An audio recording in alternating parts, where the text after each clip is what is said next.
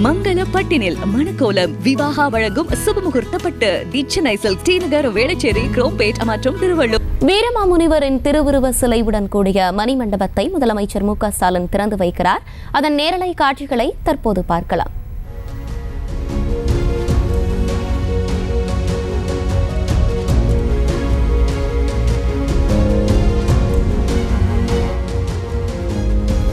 தமிழ்நாடு முதலமைச்சர் அவர்களை பணிவுடன் கேட்டுக்கொள்கிறேன்.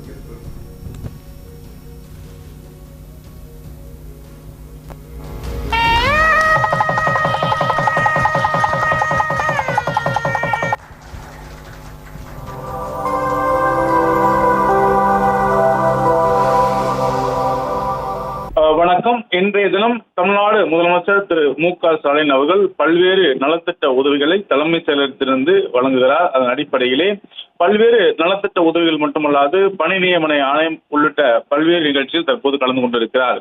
செய்தி மற்றும் மக்கள் தொடர்பு துறையின் சார்பில் தமிழ் அகராதியில் தந்தை வீரமாமுனிவரின் திருவுருவச் சிலையுடன் கூடிய மணிமண்டபம், நாமக்கல் கவிஞர் மாளிகையில் இருக்கக்கூடிய ராமலிங்க பிள்ளை நினைவு இல்லத்தில் மார்பளவு சிலை, பெரும்புலவர் கணியன் பூங்குன்றனார் நினைவு தூண் ஆகியவற்றை திறந்து வைத்து மேலும் சுதந்திர போராட்ட வீரர்களை ஊக்குவிக்கும் வகையில் சுதந்திர போராட்ட வீரர்களை தொடர்ச்சியாக நினைவு கூறும் வகையிலும் அதன் அடிப்படையிலே போராட்ட வீரராக இருக்கக்கூடிய குயிலி அவர்களுக்கு திருவுருவ சிலை, சுதந்திர போராட்ட வீரர்கள் வாக்குவேலி அம்பலம் அவர்களுக்கும் மற்றும் வெண்ணி காலாடி ஆகியோர்களுக்கும் திருவுருவச் சிலைகள், மேலும் அண்ணல் காந்தியடிகளின் மற்றும் தோழர் ஜீவா ஆகியவற்றின் சந்திப்பின் நினைவாக சிவகங்கை மாவட்டம் சிராவையில் கிராமத்தில் அடிக்கல் நாட்டும் பணி என பல்வேறு நிகழ்ச்சிகளை தற்போது தமிழ்நாடு முதலமைச்சர் திரு மு க ஸ்டாலின் அவர்கள் அடிக்கல் நாட்டுகிறார்.